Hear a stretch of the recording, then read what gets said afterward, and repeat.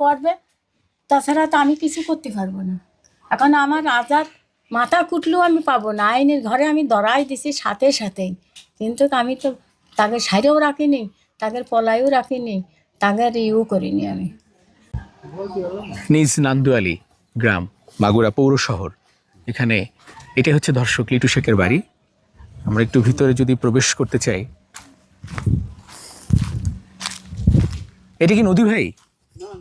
কি এটা পুকুর? আচ্ছা, এই পুরোটাই কি হিটু শেখের বাড়ি? আচ্ছা,